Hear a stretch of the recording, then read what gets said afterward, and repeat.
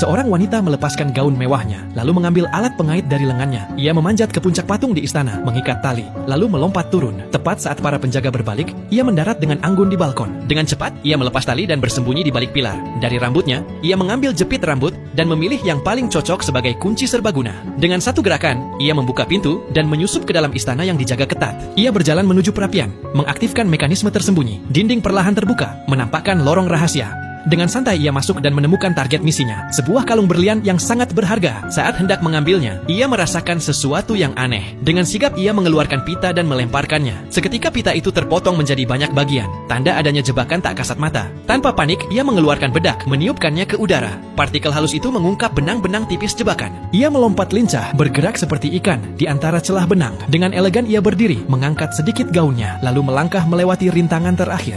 Akhirnya, ia berhasil mendapatkan kalung berlian itu. Wanita ini bukan orang biasa. Salah satu kekasihnya adalah anggota Tiga Musketir. Karena rayuan wanita itu, tanpa ragu menyerahkan kunci pertama. Lalu si berkumis merebut kunci kedua dari seorang saudagar, dan si bertubuh besar mendapatkan kunci ketiga dari kelompok mafia. Keempatnya masuk ke dalam gudang harta. Seharusnya ini menjadi momen kejayaan Tiga Musketir, namun wanita itu justru memegang kendali. Ia yang membuka pintu dan memimpin masuk. Dengan pesona, kemampuan, dan keberaniannya, ia memang sangat memikat. Setelah berhasil mendapatkan harta, si rambut keriting menyalakan bahan peledak dan mereka melarikan diri lewat jalur air. Saat mereka merayakan dengan minum, kejadian tak terduga terjadi. Wanita itu diam-diam meracuni minuman mereka. Ia ternyata memanfaatkan Tiga Musketir demi kekasih lainnya, seorang bangsawan Inggris. Belum selesai di situ, dia juga bersekongkol dengan seorang kardinal Prancis untuk rencana jahat berikutnya. Raja Prancis dan rakyat berkumpul menyambut kedatangan bangsawan Inggris. Tiba-tiba sebuah kapal terbang melintas di atas kepala. Kedatangan yang mencolok itu membuat sang raja merasa dipermalukan. Bangsawan itu turun dengan angkuh, bahkan mengejek pakaian raja. Ketika ratu datang, ia menyapanya dengan akrab,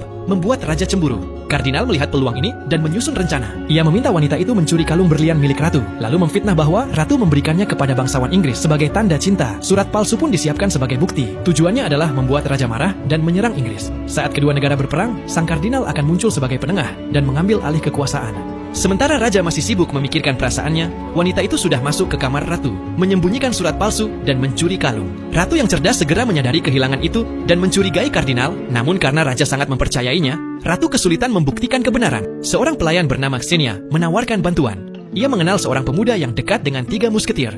Meski pernah tertipu, mereka kembali membantu. Mereka menyusun rencana menyusup ke kastil bangsawan Inggris. Pemuda itu menyamar sebagai penjaga, namun tertangkap. Saat dihadapkan pada bangsawan, ia memberi isyarat keluar jendela. Ternyata musketir telah membajak kapal terbang dan siap menyerang. Di tengah kekacauan, wanita itu mencoba kabur membawa kalung. Namun kali ini si rambut keriting sudah mengantisipasi. Ia melompat dari kapal,